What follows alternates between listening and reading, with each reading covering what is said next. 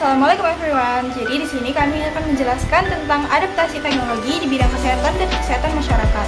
Nah, di dalam ini kami akan menjelaskan tentang adaptasi teknologi di bidang kesehatan yang berupa kedokteran, farmasi, gizi, keperawatan, reproduksi, mental, laboratorium, radiologi, dan kesehatan masyarakat tentunya. Selanjutnya akan dijelaskan oleh teman saya.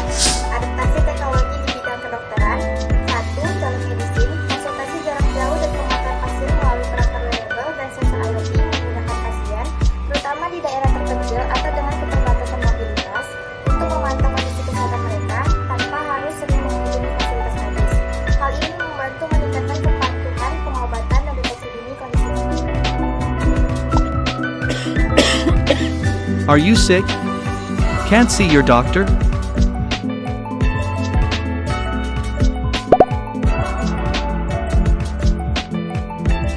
Schedule a remote session with your doctor today, at the time and place of your convenience. See your doctor in a seamless video call session. M Hospital ensures healthcare no matter what the circumstances may be. M Hospital, healthcare, anytime, anywhere. Yang kedua, Electronic Health Record dan Health Information Exchange, yaitu platform digital memungkinkan pertukaran informasi pasien antar penyedia layanan kesehatan, mendukung koordinasi perawatan lintas disiplin, mengurangi risiko kesalahan medis, dan meningkatkan pengalaman pasien. The Electronic Health Record, a resilient health system with us, its patients, at its centre. The Irish health system is mostly paper-based. This means that our health records are written on pages, in folders and files, which could be in many locations around the country. Many of us as patients have already experienced the limitations of this system. Waiting lists, difficult communication between departments, filling out form after form, missing appointments, limited access to our own information. Internationally, health systems have transformed by switching to digital records. Now, the HSE, which is delivering eHealth Ireland, is taking the first steps to develop a National Electronic Health Record, EHR, a resilient health system with us, its patients, at its centre.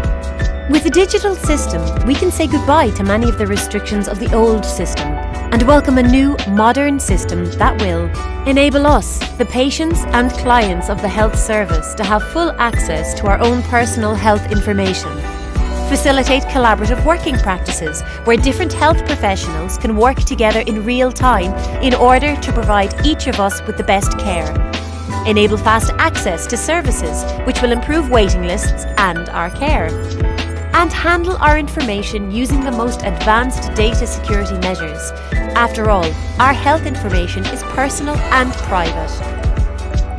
Introducing EHR to the existing health system seems like a huge task, but already eHealth Ireland is inspired by and continues to learn from other countries' failures and successes, as well as Irish examples like Temple Street Children's Hospital and the Galway Clinic, where clinicians can access patients' records digitally. eHealth Ireland's team is committed to making EHR a success across Ireland. Yang ketiga ada aplikasi kesehatan, mHealth, dan perangkat wearable. Aplikasi kesehatan dan perangkat wearable memungkinkan pemantauan kesehatan secara real-time. Fitur-fitur seperti pelacakan aktivitas, tidur, dan nutrisi membantu individu mengelola kesehatan mental, meski tetap perlu didampingi oleh profesional. Adapun adaptasi teknologi digital di bidang farmasi. 1. Perserapan elektronik dan integrasi EHR. E-prescribing menggantikan resep manual dan terintegrasi dengan EHR, memungkinkan dokter meresepkan obat secara akurat dan meningkatkan komunikasi dengan apoteker sehingga mengurangi risiko kesalahpahaman pengobatan. Yang kedua, telefarmasi. Melalui platform jarak jauh, pasien dapat berkonsultasi dengan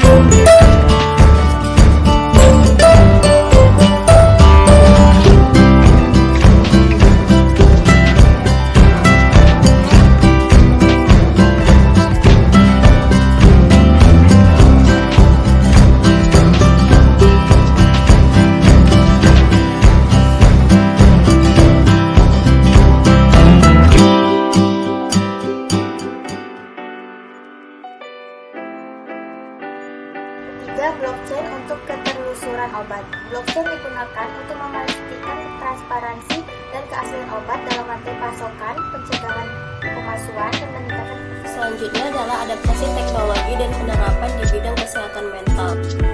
Yang pertama adalah telemedicine dan konseling daring. Platform telemedicine memungkinkan pasien mendapatkan layanan konseling dan terapi secara online tanpa harus bertemu langsung dengan terapis atau psikiater. Hal ini meningkatkan aksesibilitas bagi mereka yang berada di daerah terpencil atau memiliki keterbatasan mobilitas. Kedua, aplikasi self-care dan mindfulness. Banyak aplikasi kesehatan mental yang dirancang untuk individu mengelola stres, kecemasan, dan depresi. Aplikasi seperti Headspace dan Calm menyediakan latihan pernapasan, meditasi, dan teknik relaksasi yang dapat dilakukan kapan saja. 3. AI dan chatbot kesehatan mental. Beberapa aplikasi menggunakan kecerdasan buatan atau AI untuk menyediakan chatbot yang bisa membantu pengguna mengelola emosi atau memberikan panduan sementara sebelum mereka mendapat konsultasi dengan tenaga profesional. Nah, selanjutnya adalah adaptasi teknologi dan penerapan di bidang kesehatan reproduksi. Yang pertama adalah aplikasi pelacak siklus menstruasi seperti aplikasi Clue dan Flow memungkinkan wanita untuk melacak siklus menstruasi, ovulasi, serta memonitor kesehatan reproduksi mereka. Data ini membantu pengguna merencanakan kehamilan atau mengenali pola siklus yang tidak normal. Yang kedua yaitu edukasi seksual melalui media digital. Platform digital menjadi sarana efektif untuk meningkatkan pengetahuan masyarakat mengenai kesehatan reproduksi dan seksual. Video, artikel, dan webinar online banyak digunakan untuk menyebarkan informasi penting terkait kesehatan seksual, pencegahan penyakit, dan perencanaan keluarga. Nah, yang terakhir adalah bayi tabung. Bayi tabung merupakan metode dan prosedur medis yang digunakan untuk membantu pasangan atau individu mencapai kehamilan. Teknologi ini sangat berguna bagi mereka yang mengalami kesulitan hamil secara alami. Selanjutnya adalah teknologi dalam bidang gizi. Yang pertama itu ada aplikasi perencanaan menu. Nah, salah satu keuntungan besar dari era digital adalah ketersediaan aplikasi yang dapat membantu kita merencanakan menu harian. Aplikasi seperti MyFitnessPal, Legiazio, dan juga Mealine memungkinkan pengguna untuk melacak asupan kalori, memantau nutrisi, dan merencanakan makanan sehat dengan lebih mudah. Dengan fitur yang memungkinkan pengguna untuk memasukkan bahan makanan dan melihat nilai nutrisinya. Aplikasi ini dapat menjadi alat yang sangat berguna dalam menjalani pola makan sehat. Yang kedua, ada alat elektronik berbasis microcontroller Arduino. Nah, alat ini dapat mengukur panjang dan berat badan anak menggunakan sensor ultrasonik dan load cell. Aplikasi ini direncanakan untuk bisa mengukur antropometri anak berupa panjang badan dalam bentuk centimeter, berat badan dalam bentuk kilogram, dan nilai Z-score. Aplikasi ini juga direncanakan dapat digunakan sebagai perangkat mandiri dengan layar atau terhubung dengan smartphone menggunakan. Ada elektronik diary food atau disebut juga dengan EDIFO. Nah, untuk membantu ibu hamil yang mengontrol kebutuhan gizinya, maka dibuatlah sebuah aplikasi EDIFO sebagai sistem informasi asupan gizi seimbang pada ibu hamil. Seorang ibu hamil dapat mengakses aplikasi sistem informasi asupan gizi seimbang dimanapun dan kapanpun.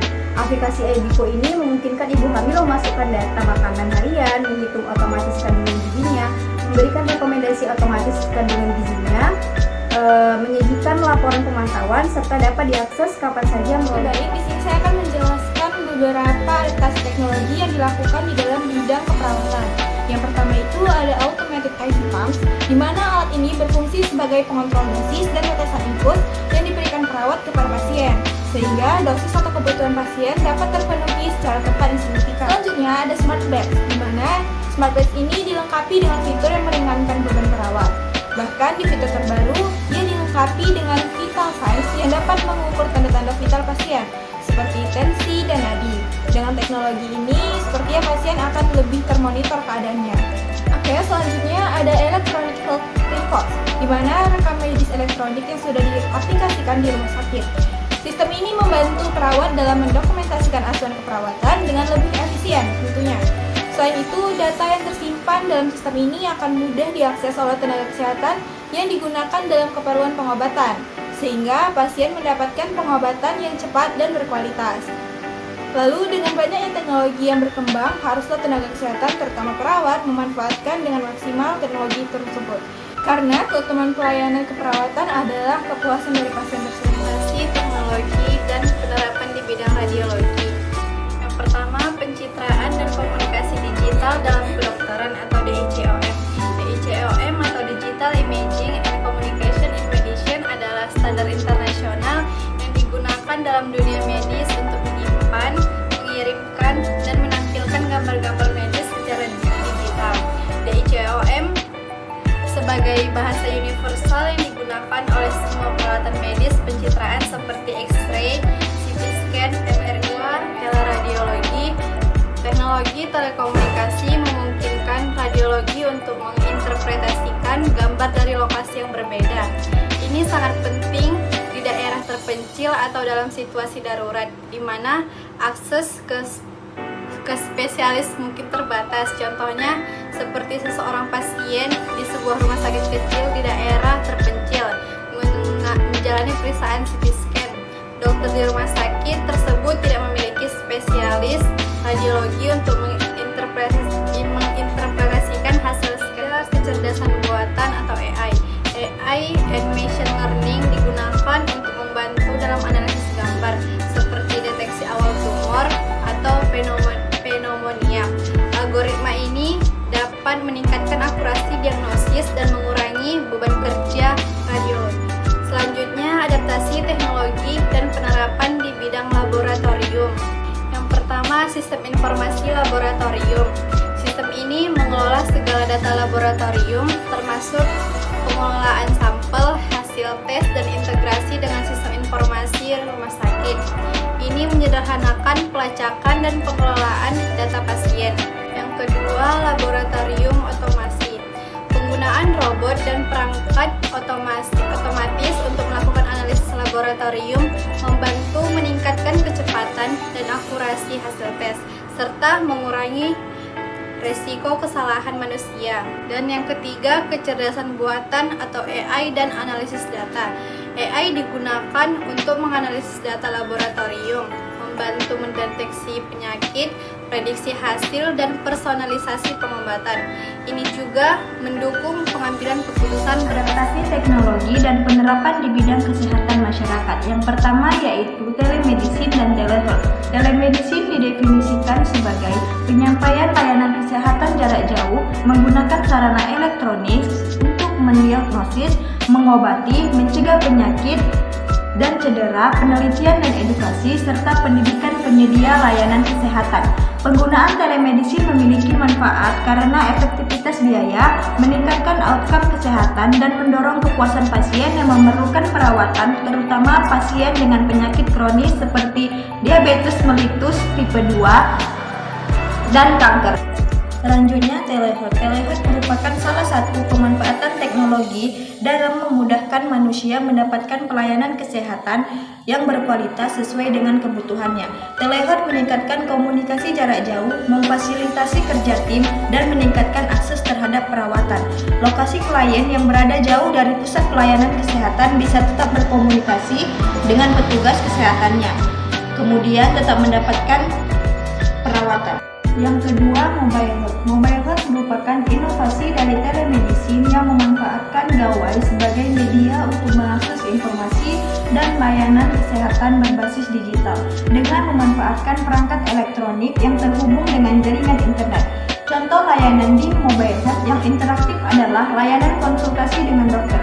Konsultasi dengan dokter termasuk layanan interaktif dikarenakan adanya relasi atau interaksi yang terjalin antara pasien dengan dokter melalui chat dalam kurun waktu tertentu.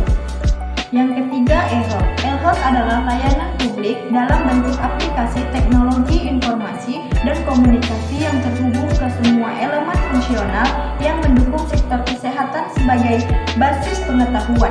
Di bidang medis, teknologi telekomunikasi pada awalnya digunakan untuk komunikasi antara pasien dan dokter, layanan kesehatan, dan pertukaran data kesehatan.